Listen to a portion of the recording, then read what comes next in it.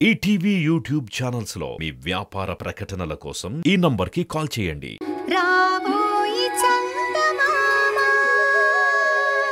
హే డిషు డిషు మళ్ళీ కొడదామా? డిష్ తప్పించుకున్నారు. ఈసారి వదలద్దు. ఓకే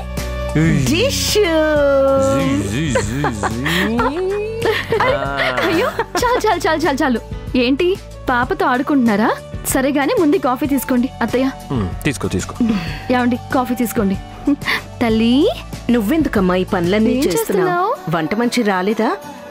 ఆ మళ్ళీ ఎలాంటిదో అర్థమై పంపించేశాం కదా, అందుకే ఇంకో పని మనిషిని తీసుకోలేదు అత్తయ్య.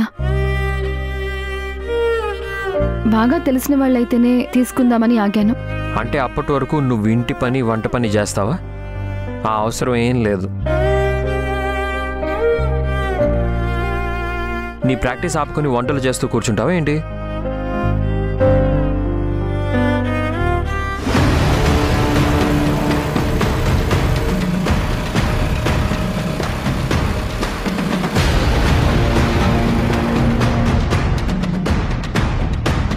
అయ్యో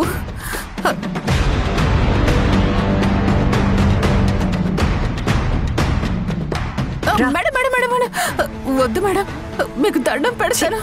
నోరు మూసుకొని రావే. రా వస్తాను కానీ నేను సైలెంట్ గా ఉంటాను. మీరు చూసుకోండి.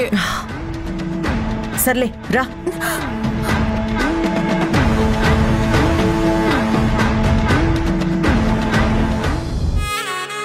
అయినా మనకి వంట మనిషి పని మనిషి ఎందుకమ్మా? ఇంట్లో ఉంది మనం నలుగురం. మన పని మనమే చేసుకుందాం. నేను ఎలాగూ ఖాళీగానే ఉన్నాను కదా, మొత్తం నేను చూసుకుంటాను కదా. ఏంటి ఈ ఇంట్లో ఉండేది మీ నలుగురే అని డిసైడ్ అయిపోయారు? అంటే నన్ను వదిలేశారా?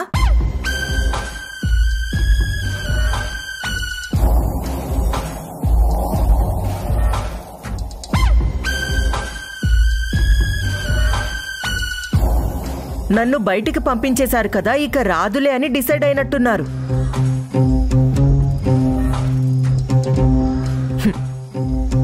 నన్ను ఆపడం ఎవ్వరి వల్ల కాదు.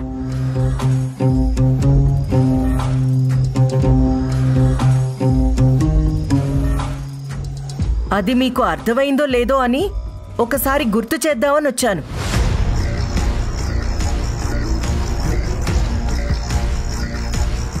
ఏయ్, ఇక్కడికి ఎందుకు వచ్చావు?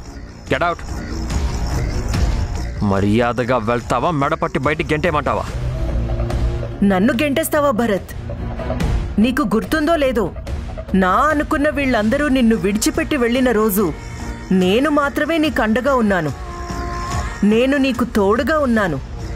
అలాంటి నన్ను ఈరోజు బయటికి గెంటేస్తానంటున్నావు?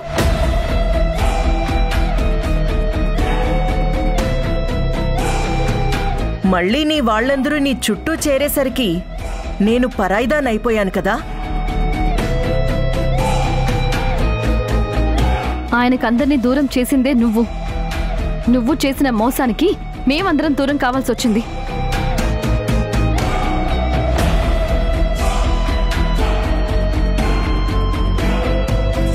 ఆయన నమాయకుణ్ణి చేసి ఎన్ని నాటకాలు ఆడాలో అన్ని నాటకాలు ఆడేశావు. అన్యాయానికి చివరికి ఎలాంటి శిక్ష పడుతుందో నీకు అదే శిక్ష పడింది.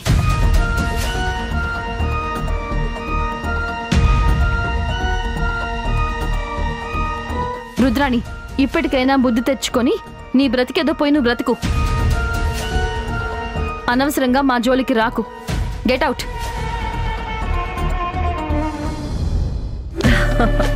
గుడ్. నీ భర్త నీకు దగ్గరయ్యాడు కదా, ఎన్ని మాట్లాడాలో అన్నీ మాట్లాడతావు.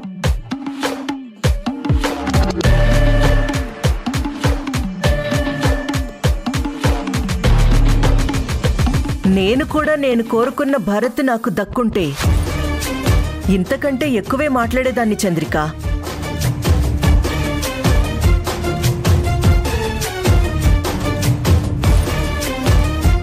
భరత్ నా మెళ్ళో తాళి కట్టుంటే ఈ ఇంట్లో నీతో కలిసి హాయిగా ఉండేదాన్ని.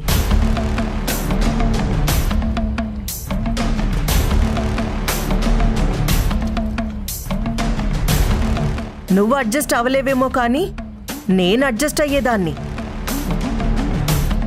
ఎందుకంటే నాకు భరత్ ముఖ్యం.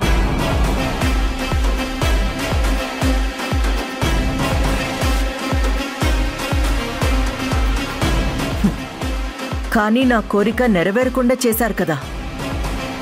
చివరికి భరత్ బిడ్డకి తల్లినయ్యాననే సంతృప్తి లేకుండా అబార్షన్ కూడా అయిపోయింది. అది నువ్వు చేసుకున్న పాపం. నీ పాపమే ఆ పసిగుడ్డికి శాపంగా మారింది. నీలాంటి తల్లి కడుపున పడినందుకు ఆ బిడ్డకి శిక్ష పడింది. ఇప్పటికైనా సిగ్గు తెచ్చుకొని కాస్త ఆడదాన్లా ఓ మనిషిలా బతుకు. ఇలా సిగ్గు శరం వదిలేసి చీ అన్న చోటికొచ్చి దేబురించుకొని నిలబడకు. వెళ్ళెక్కడి నుంచి. నేను దేబురించుకొని మిమ్మల్ని క్షమించమని అడగడానికి రాలేదు. మీ అందరి అంతు చూస్తానని చెప్పడానికొచ్చాను.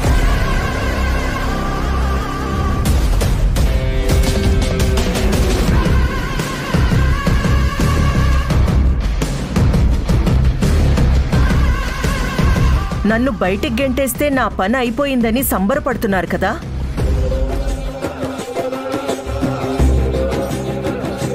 నేను మొదలుదాకా నరికేసిన మళ్లీ ఎదిగే మహావృక్షం లాంటిదాన్ని.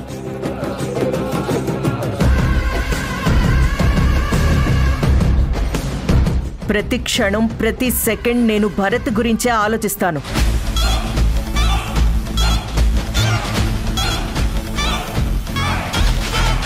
తనని ఎలా సొంతం చేసుకోవాలో అది మాత్రమే ఆలోచిస్తాను.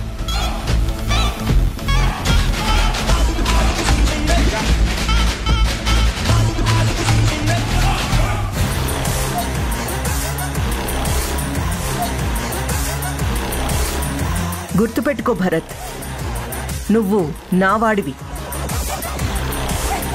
నీ చుట్టూనే ఉంటాను. నీ కోసమే బ్రతుకుతాను.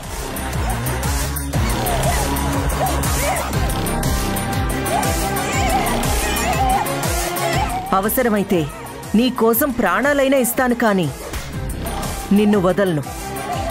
గుర్తుంచుకో.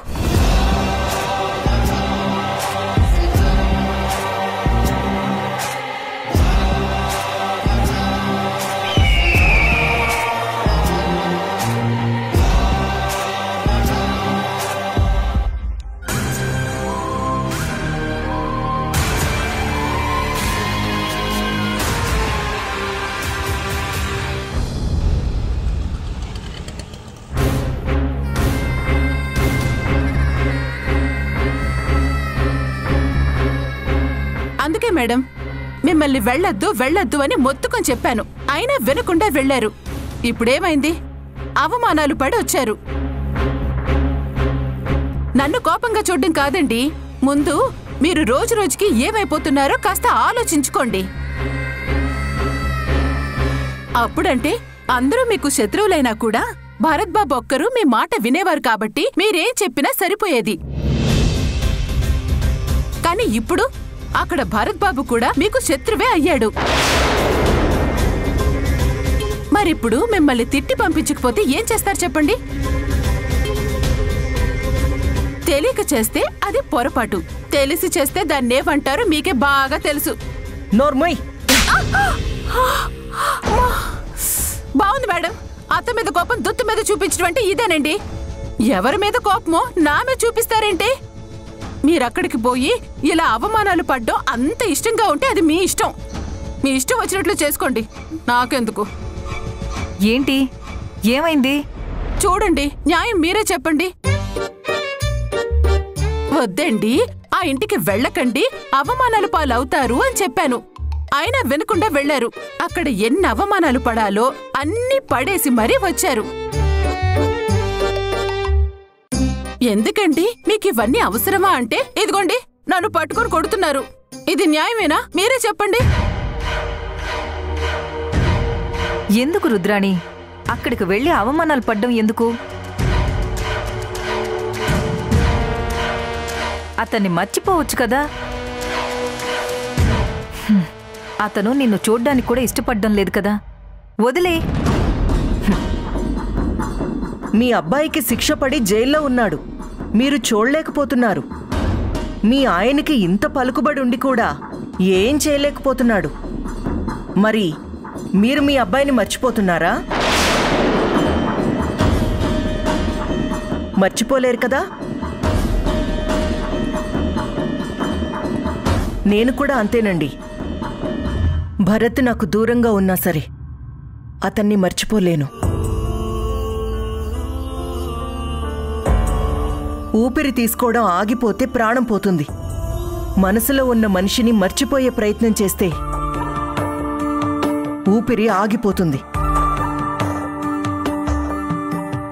భరత్ నా ప్రాణం. తనని మర్చిపోవడం అంటూ జరిగితే అది నా ప్రాణం పోయినప్పుడే జరుగుతుంది.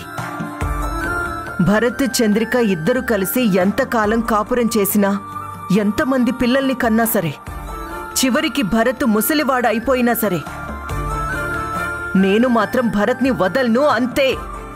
అది కాదు రుద్రాణి, నీకు భరత్ మీద ఎంత ప్రేముందో ఆ చంద్రిక అంటే అతనికి అంత ఇష్టం ఉంది. మరి తన్నెలా మర్చిపోతాడు? చంద్రికని కాదని నిన్నెలా పెళ్లి చేసుకుంటాడు? చంద్రికని భరత్తో కలిసి ఉండనివ్వను. అసలు చంద్రికని బతకనివ్వను. ఆ చంద్రికే కాదు, భరత్కి నాకు మధ్యలో ఎవ్వరొచ్చినా సరే నేను బతకనివ్వను. అది రుద్రాణి మాకు కూడా కావాల్సింది. నా కొడుకుని కాపాడుతానని నమ్మించి మోసం చేశాడు. అయిన వాళ్ళందరూ దూరం అయితే ఆ బాధ ఎలా ఉంటుందో ఆ భరత్కి తెలియాలి. నువ్వు వదలొద్దు, అస్సలు వదలొద్దు, ఇలానే ఉండు.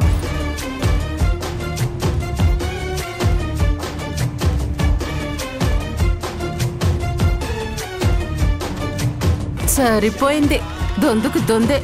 ఛీ!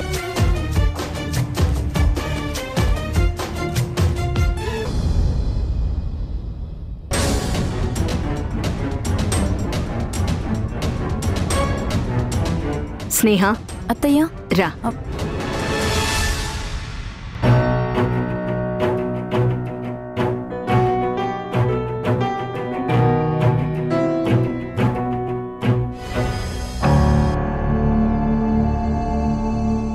ఇదిగో ఒకసారి ఫోటోలు చూడు. ఏంటత్తయ్య ఇవి? పెళ్లి కొడుకుల ఫోటోలు. అందరూ బాగా చదువుకున్నారు.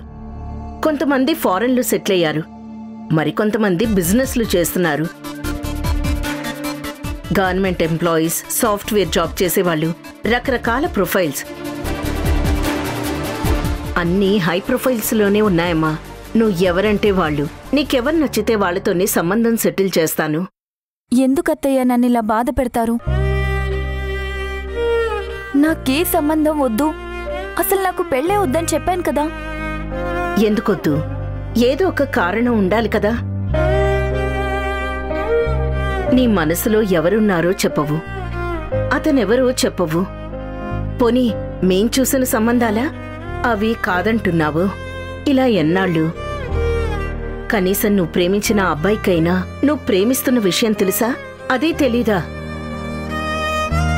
నేనడిగితే చెప్పలేదు, భరత్కి చెప్పలేదు.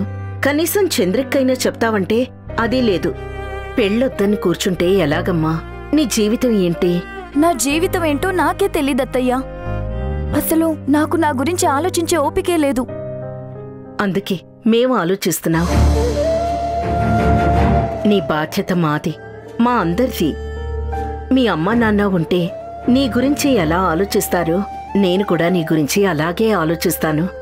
నీ పెళ్లి బాధ్యత నాది. నేను మీకు బరువైతే చెప్పండి అత్తయ్యా, వెళ్ళిపోతాను.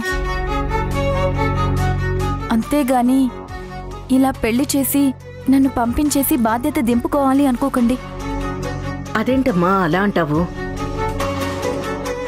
నువ్వు మాకు భారం ఎలా అవుతావు? నువ్వు నా కూతురు లాంటి దానివి. కూతురు ఎప్పుడైనా బరువవుతుందా చెప్పు? నేను మీకు భారం కానప్పుడు ఎందుకు పెళ్లి పెళ్లి అని నన్ను ఇబ్బంది పెడుతున్నారు? పెళ్ళనేది నా జీవితంలో అంత ఇంపార్టెంట్ కాదత్తయ్యా. ఇంపార్టెంట్ కాదంటే రేపు నీకెవరు తోడుంటారు? చుట్టూ ఎంతమంది ఉన్నా రక్తం పంచుకొని పుట్టిన బిడ్డ, జీవితం పంచుకున్న భర్త తోడుగా ఉంటే ఆ ధైర్యమే వేరుగా ఉంటుంది. నిజమే అత్తయ్యా, కానీ నాకు ప్రేమ పెళ్లి అంటే ఇష్టం లేదు. నన్ను ఇలా వదిలేయండి. వదిలేయలేనమ్మా. ఎందుకంటే నువ్వు మా అందరికీ కొత్త జీవితాన్ని ఇచ్చిన దేవతవి. నిన్నిలా వదిలేయలేం. ఈరోజు కాకపోతే రేపు, రేపు కాకపోతే ఎల్లుండి, ఎప్పుడైనా సరే నీ జీవితం నేను చక్కదిద్దుతాను. నువ్వు చెప్పకపోయినా నీ మనసులో ఉన్నదెవరో తెలుసుకుంటాను. ఎలాగైనా సరే నీ పెళ్లిని నేను చేస్తాను. అలా చేయకపోతే నా జీవితానికో అర్థం పరమార్థం లేదు.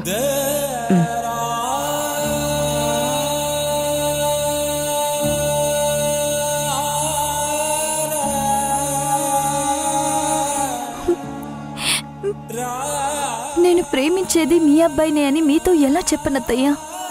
నా ప్రేమ బయటికి చెప్తే చంద్రిక కాపురంలో చిచ్చు పెట్టిందాన్నవుతాను. ఈ విషయం మీతో ఎలా చెప్పను? నా మనసుని చంపుకొని ఇంకో పెళ్లి ఎలా చేసుకోవాలి?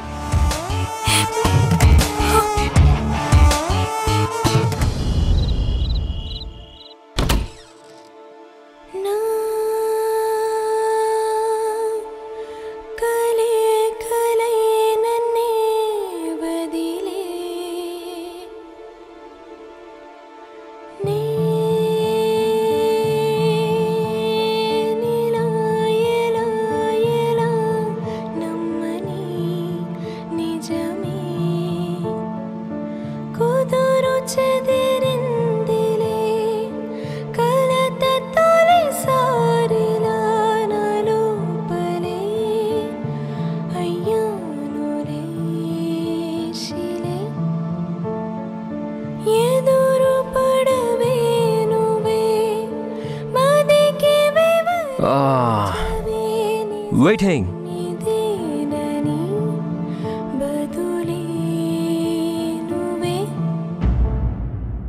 ఏమండి, పాలిక్కడ పెడుతున్నాను, తీసుకోండి. హే ఆగు, ఎక్కడికి వెళ్తున్నావు? అది కాదండి, పాప గదిలో ఉంది. పాప సంగతి చూసుకోవడానికి అమ్మ ఉంది, స్నేహ ఉంది. నువ్వు ఎక్కడికి వెళ్ళాల్సిన పని లేదు. రా కూర్చో. ఏంటండి ఇది? అదే నేను కూడా అడుగుతున్నాను. చక్కగా మనకు కావాల్సినంత ప్రైవసీ ఉంది. ఇప్పుడెందుకు హడావిడిగా వెళ్తానంటున్నావు? కాసేపు నీతో మాట్లాడాలి. ఏం మాట్లాడాలి? ఏం మాట్లాడతానో నీకు తెలీదా? నా జీవితంలో మళ్ళీ ఇలాంటి రోజు వస్తుందని అస్సలు అనుకోలేదు చంద్రిక. ఒకప్పుడు ఇంట్లో నా అనేవాళ్ళు లేకుండా అందరూ దూరం అయ్యారు. నో, నేనే దూరం చేసుకున్నాను. నువ్వు పాపం తీసుకొని వెళ్ళిపోయావు. అమ్మని నా తెలివి తక్కువతనంతో బాధ పెట్టి వెళ్ళిపోయేలా చేశాను. స్నేహ కనిపించకుండా వెళ్ళిపోయింది. కానీ ఈరోజు అందరూ వచ్చారు. అన్నిటికంటే ముఖ్యంగా నువ్వొచ్చావు. నన్ను క్షమించావు.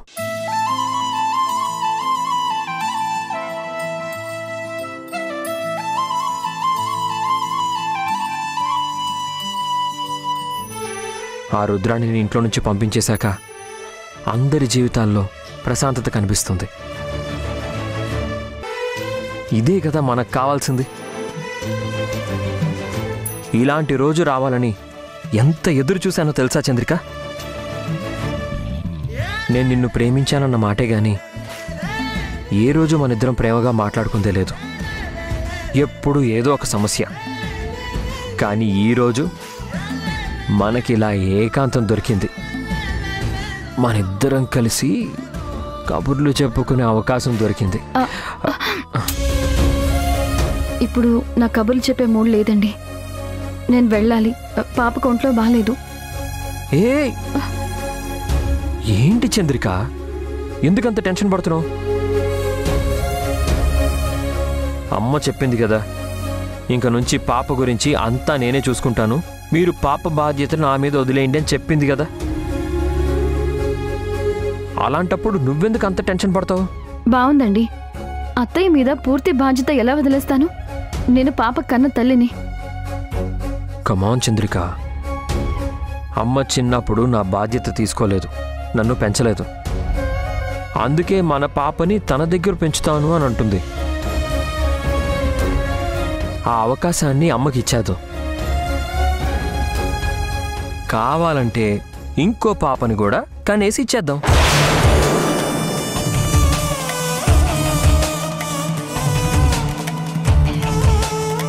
నాకు భరత్ గారితో పెళ్ళైతే బాగుండు, ఆయన నా సొంతం అయితే బాగుండు అనిపిస్తుంది.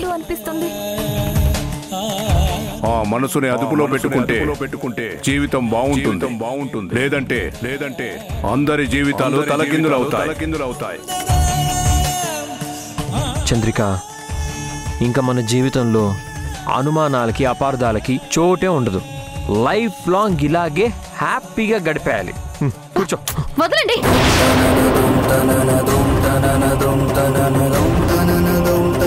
What's wrong with you Chandrika? ఏమైంది? ఏంటి? ఎందుకలా దూరంగా వెళ్తున్నావు? పాపకి జ్వరం వచ్చిందండి, కాస్త ఒళ్ళు వేడిగా ఉంది. ఇప్పుడు అత్తయ్య గారి దగ్గర ఉండదు, నేను పక్కనే ఉండాలి. మీరేమనుకోకండి, ఐఎమ్ సారీ.